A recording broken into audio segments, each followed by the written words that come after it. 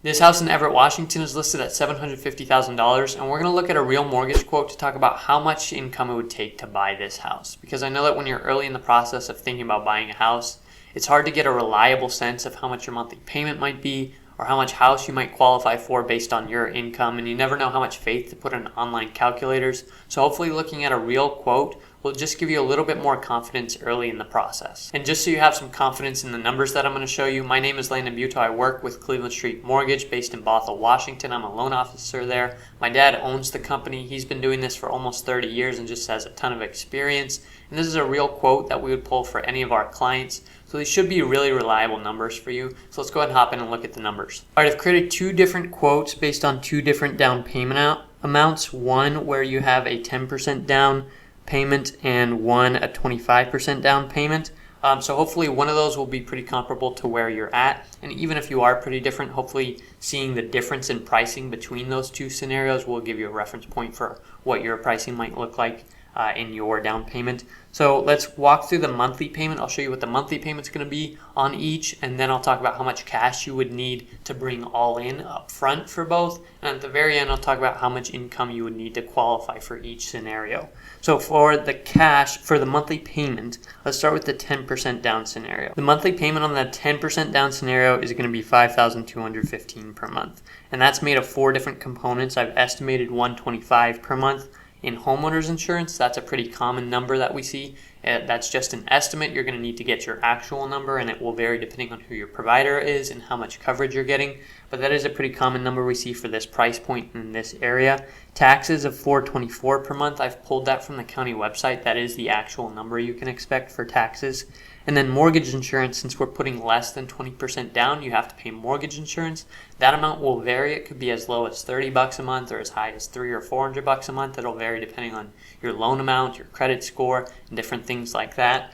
But we are showing for this scenario $118 per month. And then principal and interest is the last component of $4,548 per month of principal and interest.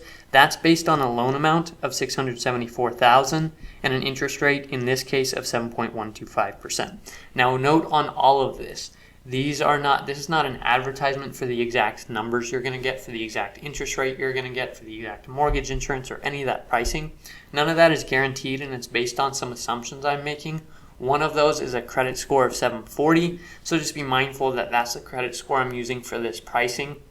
Your credit score will impact various components of your pricing. This interest rate is based on today's market, today's pricing, and all the assumptions that I've put into this scenario. I'm assuming you're a first-time home buyer and some things like that. So it's not a guarantee that you'll get that interest rate, but that is a good picture of where rates are at generally right now, although you're probably aware it's changing week to week where rates are at. So just be aware that that's not a guarantee that those are going to be your numbers, but that is what I'm pulling up today. So all of that adds up to a monthly payment of $5,215 in the 10% down scenario. And then closing costs, you're probably aware on top of your down payment, you're going to have to bring some closing costs. In this scenario, I'm showing $11,989. That's a pretty good estimate, but again, that will vary depending on several factors. So in this case, that came back as almost $12,000 in closing costs on top of your down payment. Now we have a pretty large loan amount, so that's part of the reason there, and that's going to impact the amount of closing costs you have to bring.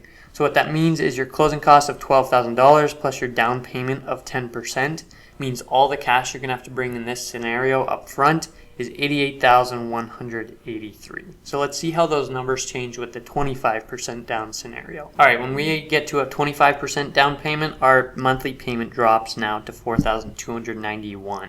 So that now we have three components. You'll notice we don't have mortgage insurance since we made it to 20% down. That's the point where if you can hit that, you don't have to pay mortgage insurance. So what that means is we have homeowners insurance and taxes. Those both stay the same. Homeowners insurance of $125, taxes of $424 because those are dependent on the house, not the loan structure. And then principal and interest of $3,742 per month because we have a much smaller loan amount, in this case of $562,000. And we made it to a lower interest rate of now 6.999. That dropped for a couple reasons. One is because we made it to a 25% down payment. The loan amount was smaller, the down payment percentage was higher. So sometimes that will get you a lower interest rate, not always, but at this time in the market, with this lender, in this scenario, it did. So improving our down payment improved our interest rate as well. And then we also, this is a bit of a longer explanation, but basically we're taking less of a credit here. You can see over here, we took a $1,300 credit to take that interest rate. Interest rates are always priced at a certain amount of points and credit. You're rarely going to see exactly 0 points or credit. Points is a fee you can pay to get a lower interest rate, and credit is where you take some cash from the lender towards your closing costs in order to take a higher interest rate. So our credit is a little bit lower here, and so that enabled us to get to a lower interest rate as well. In this case, the closing costs are $12,477, and part of that is just because we have they came up a little bit, even though we have a lower loan amount, because we have less of a credit offsetting those closing costs. So $12,477 in closing costs. That $12,500 plus our down payment of 25% means the cash you're going to have to bring all in order to purchase the house in this deal is $201,171. All right, so how much income would you need to be making to qualify for each of these loans? So basically with a conventional loan, the way lenders figure out whether they will approve you for the loan with conventional loans, which is what we're looking at, is they want your debt to income ratio, your DTI, to be less than 50%. So your DTI, your debt to income ratio, is essentially your total monthly debts divided by your gross monthly income. Your total monthly debts is the new housing payment you're trying to take on, plus any other monthly debts you have, divided by your gross monthly income, which is your income before taxes.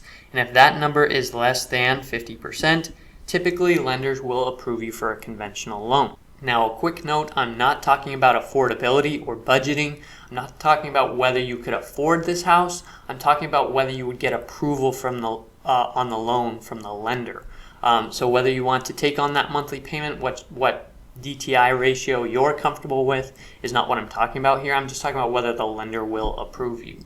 So I'm going to assume you have no other debts. If you have other debts, you just need to multiply. You just need to add your other debts to this monthly payment here and then multiply by 2. I'm going to assume you have no other debts and multiply that by 2. So this monthly payment times 2 is $8,582 per month. And per year, that's going to be $102,984 per year. And that's going to be your household income if you have a spouse, if you're both applying for the loan. If you're by yourself, then that's going to be your income by itself. And it has to be qualifying income. So just because you think you're making $100,000 or you're budgeting for $100,000, or maybe you are going to make $100,000 a year, doesn't mean the lender's going to use that same number. The lender has certain tests and qualifications they want your income to meet in order to count it. But of qualifying income, you'd have to be making $102,984 per year in order to qualify for this loan. And in this scenario over here, in the 10% down, it's going to be higher because the monthly payment is higher. So per month, that's going to be $10,430 that you're going to need, and per year, that's going to be $125,160 per year of income that you would need to qualify for this loan here. If you'd like to get a quote of your own on a house that you're looking at, or get a look at your income to see how much house you could qualify for, or if you just have any questions, we'd love to have you reach out. There should be a link or a button on this video or in the description below where you can find all of our information. You can either reach out directly, give us a text, email, or a call, or you can schedule a call for a time that works best for you. We're not going to sell to you or push you into anything that you're not excited about. We just want to answer questions if you have those, and if we can be of service in that. If we can solve your problem and help you with getting a loan and getting you set up, or making a plan for the long term where you can get a loan, we'd love to do that. If we can't solve your problem, then we'd love to point you to someone who can do it well and serve you and get you set up with next steps. Again, my dad has been doing this for almost 30 years and just has a ton of experience. If you'd like to see what other people's experiences have been like working with our company, all of that is linked below and on our website as well. We do loans in Washington and Idaho, and we'd love to work with new clients, so please do reach out.